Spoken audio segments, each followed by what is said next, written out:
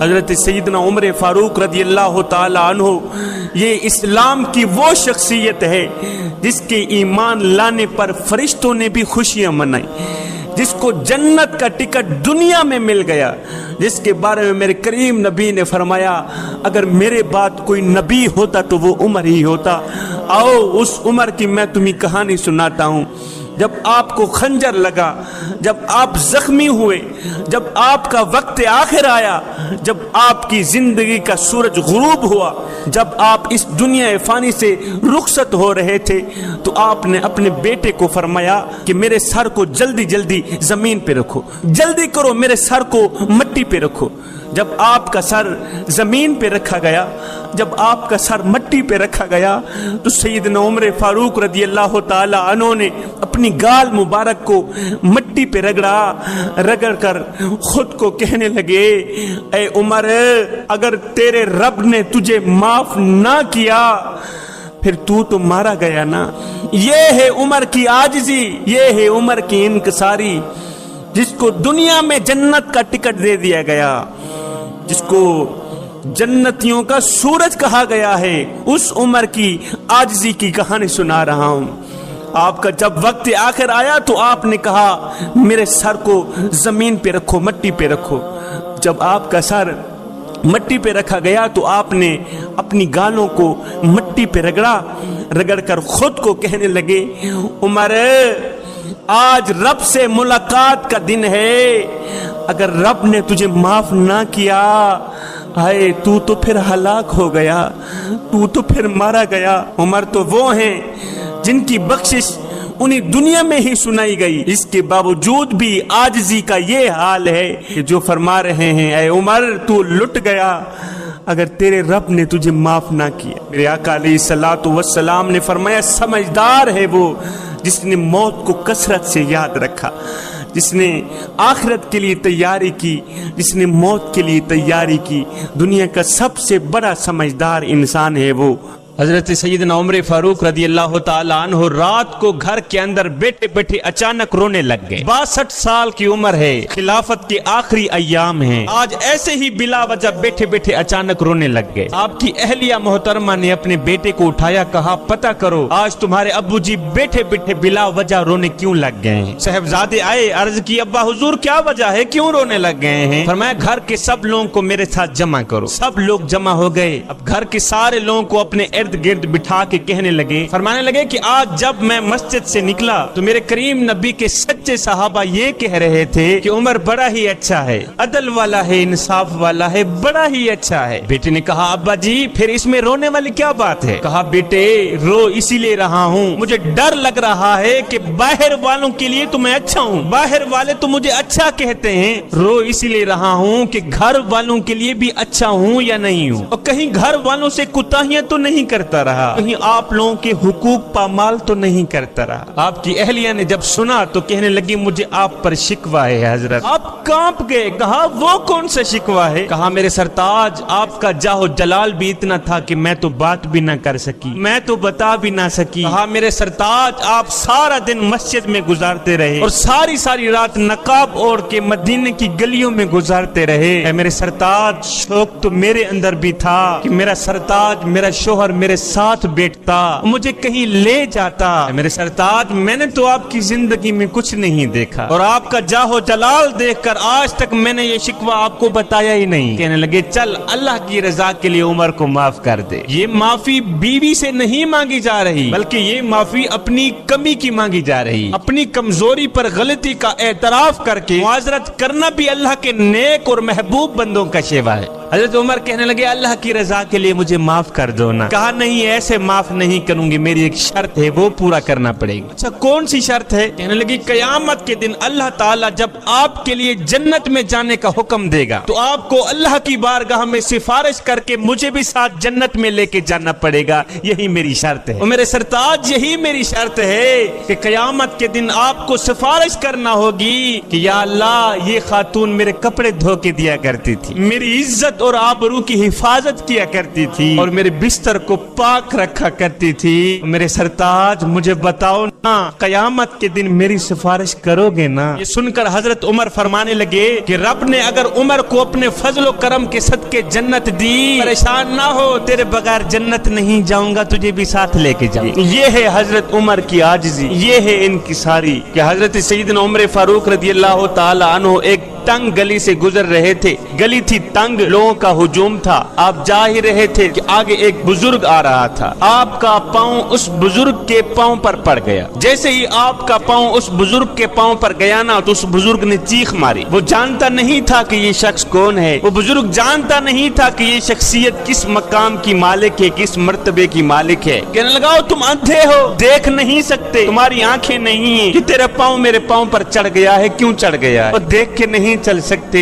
ये सुनकर हजरत उमर फारूक रज़ी अल्लाह ताला अन्हु रो कर कहने लगे, मियाँ मुझे पता नहीं था कि मेरा पांव आपके पांव पे चढ़ गया है, मैं नहीं जानता था, अनजाने में ये काम हो गया है, खुदा के लिए मुझे माफ कर दो। जब तक तू उमर को माफ नहीं करेगा, उमर का रब भी उमर को माफ नहीं करे, खुदा के लिए मुझे माफ कर दो। ये वो शख्सियत मुआफी की खैरात तलब कर रही है एक आम आदमी से 24 लाख मुरब्बा मील का शहनशाह है, जिसके बारे में मेरे हुजूर अलैहिस्सलाम ने फरमाया, अगर मेरे बाद कोई नबी होता तो वो उमर ही होता, जिसको मेरे नबी ने रो रो कर मांगा है। ये है उमर की आजिज़ी, ये है उमर की इनकिसारी। कि आप एक दिन नमाज पढ़ रहे थे कि इमाम साहब ने दौराने नमाज तिलावत बयान की, जिसका तर्जुमा ये था कि अल्लाह ताला कयामत के दिन तुम्हारी छोटी सी छोटी नेकी भी तुम्हारे सामने रख देगा, छोटी सी छोटी गलती भी तुम्हारे सामने रख देगा, फिर अल्लाह तुमसे इसका हिसाब लेगा। ये तिलावत सुनते ही सैयदना उमर फारूक रज़ी अल्लाह ताला अन्हु ने एक चीख मारी,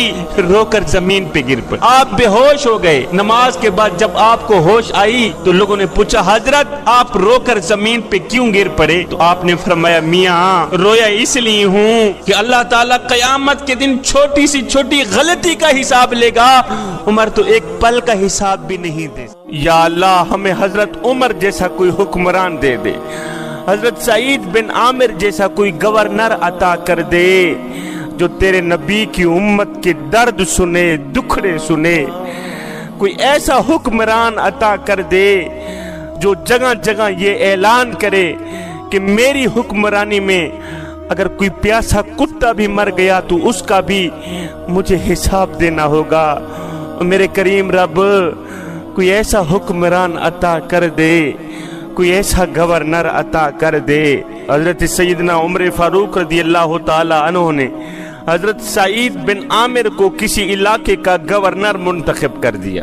6 माह बाद हजरत सैयदना उमर फारूक रज़ी अल्लाह ताला अन्हु जब उस इलाके में गए तो आपने लोगों को बुलाया, साथ में गवर्नर हजरत सईद बिन आमिर को भी बुलाया। सबको बुलाकर हजरत सैयदना उमर फारूक रज़ी अल्लाह ताला अन्हु लोगों से फरमाने लगे कि हजरत सईद बिन आमिर की कोई शिकायत हो तो मुझे बताएं। हजरत सईद बिन आमिर को मैं यहाँ का गवर्नर मुंतखब करके गया था, अगर इसकी कोई शिकायत हो तो मुझे बताएं। अब गवर्नर हजरत सईद बिन आमिर लोगों के सामने खड़े हैं। हजरत उमर फारूक पूछ रहे हैं, इस गवर्नर की कोई शिकायत हो तो मुझे बताई जाए। ये सुनकर लोगों ने कहा, या अमीरुल मोमिनीन, इस गवर्नर की 4 शिकायतें हैं हमारे पास, एक भी नहीं, 2 भी नहीं, कितनी? 4 शिकायतें हैं। उनमें से पहली शिकायत ये है कि जब ये नए नए आए थे तो फजर की नमाज पढ़ने के बाद आप मस्जिद में बैठ जाते थे और लोगों के मसाइल सुना करते थे। कुछ वक्त गुजरने के बाद हाल ये है कि अब आप नमाज पढ़ के घर चले जाते हैं और 7-8 बजे वापस आकर हमारे मसाइल सुनते हैं। पहली शिकायत तो ये है। जब नए नए आए थे तो फजर की नमाज पढ़ने के बाद वहीं बैठ जाते थे, लोगों के मसाइल सुनते थे। वक्त गुजरने के बाद अब का हाल ये है कि किबला गवर्नर साहब फजर की नमाज पढ़ने के बाद घर चले जाते हैं, 7-8 बजे वापस आकर हमारे मसाइल सुनते हैं, तब तक हम इंतजार में रहते हैं। कहा, या अमीरुल मोमिनीन, दूसरी शिकायत ये है कि हमारे गवर्नर साहब सिर्फ दिन को ही मुलाकात करते हैं, रात को तो अपना चेहरा ही नहीं दिखाते, रात को तो मिलते ही नहीं है, रात को तो किसी की बात ही नहीं सुनते, सिर्फ दिन को ही मुलाकात करते हैं। लिहाजा हमें कोई ऐसा गवर्नर दें जो रात को भी हमारी बात सुने, رات کو بھی ہمارے مسئلے حل کرے۔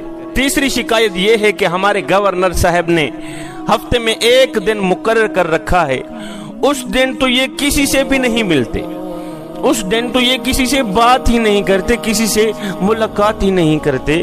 لہٰذا ہمیں کوئی ایسا گورنر دیں جو 24 گھنٹے ہمارے مسئلے سنے۔ ہمارے گورنر صاحب نے ہفتے میں ایک دن مقرر کر رکھا ہے قبلہ، اس دن تو یہ اپنا چہرہ دکھاتے ہی نہیں، کسی کی بات سنتے ہی نہیں، کسی سے ملاقات کرتے ہی نہیں۔ اور چوتھی شکایت یہ ہے کہ ہمارے گورنر کبھی کبھی روتے ہیں تو اتنے روتے ہیں کہ بے ہوش ہو جاتے ہیں۔ یا امیر المومنین، آپ نے تو ہمیں کوئی دیوانہ بندہ دے دیا ہے، اور کوئی دیوانہ بندہ گورنر بنا دیا ہے، کوئی ہوش والا بنائیں۔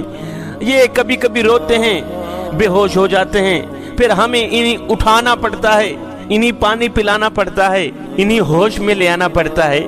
یا امیر المومنین، کوئی ایسا بندہ دیں جو ہوش و حواس والا ہو۔ یا امیر المومنین، بس یہی 4 شکایتیں ہیں ہمارے گورنر میں، کوئی ایسا گورنر عطا کریں جن میں یہ شکایتیں نہ ہوں۔ اب لوگوں کے سامنے، عوام کے سامنے حضرت سیدنا عمر فاروق رضی اللہ تعالی عنہ نے فرمایا، گورنر صاحب سعید بن عامر، کیا لوگوں نے ٹھیک کہا ہے؟ کیا لوگوں نے آپ کے بارے میں یہ شکایتیں ٹھیک کی ہیں؟ گورنر نے کہا، جی حضور، لوگوں نے ٹھیک کہا ہے، حضور لوگوں نے ٹھیک ہی کہا ہے۔ میں نے تو پہلے ہی آپ کو کہا تھا کہ میں اس چیز کے قابل نہیں ہوں، آپ نے تو زبردستی ہی مجھے گورنر بنا دیا۔ سیدنا عمر فاروق رضی اللہ تعالی عنہ نے فرمایا، سعید، اب آپ سرکاری نمائندے ہو، سوالوں کے جوابات تو دینے پڑیں گے، اب ان سوالوں کے جواب تو دینے ہی ہوں گے، آپ سرکاری نمائندے ہیں۔ کہا، جی حضور پوچھئے۔ فرمایا، بتاؤ، فجر کی نماز پڑھنے کے بعد لوگوں کی باتیں کیوں نہیں سنتے، لوگوں کے مسئلے کیوں نہیں سنتے؟ فجر کی نماز پڑھنے کے بعد گھر چلے جاتے ہو، 7-8 بجے آتے ہو، لوگ آپ کا انتظار کرتے رہتے ہیں، فجر کی نماز کے فوراً بعد لوگوں کے مسئلے کیوں نہیں سنتے؟ کہا، حضور اگر پردے نہ کھولے جاتے تو اچھا تھا، اگر آپ بار بار اصرار فرما رہے ہیں تو میں آپ کو بتا ہی دیتا ہوں۔ کہا، حضور دراصل میری بیوی بیمار ہے، وہ بیچاری ٹانگوں سے معذور ہے، میں غریب سا آدمی ہوں، گھر میں کوئی اور کام کرنے والی ہے نہیں، میں فجر کی نماز پڑھنے کے فوراً بعد گھر جاتا ہوں، گھر میں جھاڑو دیتا ہوں، جھاڑو دینے کے بعد ناشتہ اپنے ہاتھوں سے تیار کرتا ہوں، کھانا پکاتا ہوں، خود بھی کھاتا ہوں، اپنے ہاتھوں سے اپنی بیوی کو بھی کھلاتا ہوں، وہ بیچاری ٹانگوں سے معذور ہے، بیمار ہے، حضور اسی لیے دیر ہو جاتی ہے۔ لوگوں نے سعید بن عامر کا پہلا سوال سنا، گردنیں جھک گئیں۔ سیدنا عمر فاروق رضی اللہ تعالی عنہ نے فرمایا، اچھا پھر بتاؤ، دن کو ملتے ہو، رات کو کیوں نہیں ملتے، رات کو کہاں چھپ جاتے ہو؟ کہا، حضور دن کو ان لوگوں کے دکھڑے سنتا ہوں، رات کو گھر میں مصلی بچھا کے اپنے کریم رب کو یہ دکھڑے سناتا ہوں۔ حضور دن کو ان کے دکھڑے سنتا ہوں، ان کے درد سنتا ہوں، ان کی فریادیں سنتا ہوں، جب رات کا وقت آتا ہے تو گھر میں مصلی بچھا لیتا ہوں، یہ سب دکھڑے، یہ سب درد اپنے کریم رب کو سناتا ہوں، اس لیے رات کو ان کے ساتھ ملاقات نہیں کر پاتا۔ یہ سننے کے بعد حضرت سیدنا عمر فاروق رضی اللہ تعالی عنہ کی آنکھیں چھم چھم برسنے لگ گئیں۔ آپ نے فرمایا، اچھا پھر بتاؤ کہ ہفتے میں آپ نے ایک دن مقرر کر رکھا ہے، اس دن آپ ملتے ہی نہیں، کیا وجہ ہے؟ تو یہ سن کر حضرت سعید بن عامر رو پڑے، رو کر کہنے لگے، حضور اس کی وجہ یہ ہے کہ میرے پاس ایک ہی جوڑا ہے، میرے پاس ایک ہی لباس ہے، ہفتے میں ایک دن میں کپڑے دھوتا ہوں، ان کو خشک کرنے کے لیے باہر دھوپ میں رکھ دیتا ہوں، جب اپنے کپڑے دھو کے ان کو خشک کرنے کے لیے باہر رکھتا ہوں تو حضور مجھے بیوی کے کپڑے پہننے پڑ جاتے ہیں، میں اپنی زوجہ کا کپڑا پہن کے دن گزارتا ہوں، حضور کسی عورت کے کپڑے پہن کر باہر آتے ہوئے مجھے خود کو بھی شرم آتی ہے، بس یہی وجہ ہے کہ میں غریب سا آدمی ہوں، ایک ہی سوٹ ہے میرا، اور جب اسے دھونے کی باری آتی ہے تو میں یہ اتارتا ہوں، اپنی بیوی کے کپڑے پہن لیتا ہوں، بس یہی وجہ ہے حضور۔ یہ سننے کے بعد لوگوں کے کلیجے پھٹ گئے، کہا بس کریں، چوتھے سوال کا جواب نہ دیں، کہیں ہمارا جگرا پھٹ بھی نہ جائے۔ آخری سوال کا جواب حضرت سیدنا عمر فاروق نے پوچھا، فرمایا بتاؤ کبھی کبھی روتے ہو بے ہوش کیوں ہو جاتے ہو؟ کہنے لگے حضور میری عمر 40 سال کی تھی جب میں نے کلمہ پڑھا تھا، 40 سال مجھ سے بڑے بڑے گناہ ہوئے، مجھ سے بڑی بڑی غلطیاں ہوئیں۔ حضور جب وہ 40 سال کی خطائیں یاد آتی ہیں، جب وہ 40 سال کے کالے کارنامے مجھے یاد آتے ہیں، جب وہ 40 سال کی غلطیاں یاد آتی ہیں تو خیال آتا ہے کہ کہیں قیامت والے دن اگر رب نے مجھ سے پوچھ گچھ کر بھی لی، اگر اللہ نے مجھ سے کچھ پوچھ لیا، میں تو ایک پل کا بھی حساب نہیں دے سکوں گا۔ حضور جب وہ غفلت میں گزرے 40 سال مجھے یاد آتے ہیں تو منہ سے نوالا نکل پڑتا ہے۔ جب وہ 40 سال مجھے یاد آتے ہیں حضور میں روتا ہوں تو بے ہوش ہو جاتا ہوں۔ اب لوگ بھی رو رہے تھے، حضرت سیدنا عمر فاروق بھی رو رہے تھے۔ اس کے بعد حضرت سیدنا عمر فاروق رضی اللہ تعالی عنہ نے گورنر حضرت سعید بن عامر کا ہاتھ پکڑا، بلند کیا، فرمانے لگے یا اللہ میرے نبی کی امت کو اس طرح کے کچھ اور بھی گورنر عطا کر، اللہ اکبر، کچھ اور بھی گورنر دے دے۔ ہے میں دعا کرتا ہوں او میرے کریم رب، حضرت عمر فاروق جیسا حکمران، سعید بن عامر جیسا گورنر ہمیں عطا کر دے، ہمیں بھی عطا کر دے، جو تیرے نبی کی امت کے دکھڑے سنیں، درد سنیں، ان کے دردوں کو اپنے درد سمجھیں، نبی کی امت کے دکھوں کو اپنے دکھ سمجھیں۔ حضرت سیدنا عمر فاروق کی طرح اعلان کریں کہ اگر میری حکمرانی میں کوئی پیاسا کتا بھی مر گیا تو اس کا بھی عمر کو حساب دینا پڑے گا۔ سیدنا عمر فاروق رضی اللہ تعالی عنہ رات کے دوسرے پہر، رات کی تنہائیوں میں مدینے کی گلیوں میں گشت کیا کرتے تھے کہ کہیں کوئی پیاسا نہ سو جائے، کوئی بھوکا نہ سو جائے۔ اے بندے تیری گلی میں اگر کوئی شیعہ رہتا ہے، وہابی رہتا ہے، دیوبندی رہتا ہے یا کوئی غیر مسلم رہتا ہے، اس کا حساب وہ خود دے گا، لیکن اگر روٹی نہ ملنے کی وجہ سے رات کو بھوکا سو گیا، اے بندے اس کا حساب تجھے دینا پڑے گا۔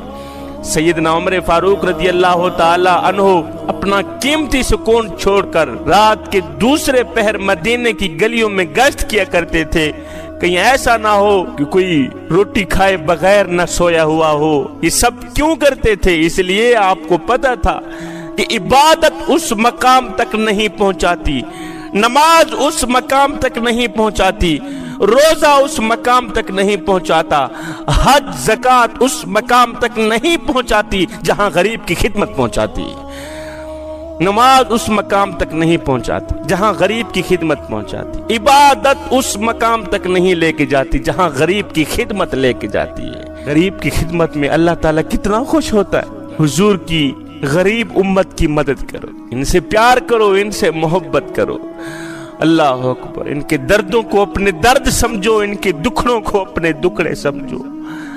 اگر میں آپ لوگوں کے بچوں سے پیار کروں تو میں آپ کو کتنا اچھا لگوں گا، اور اگر آپ میرے بچوں سے پیار کریں تو آپ مجھے کتنے اچھے لگیں گے۔ تو جب ہم سب اپنے نبی کی امت سے پیار کریں گے تو اپنے نبی کو کتنے پیارے لگیں گے۔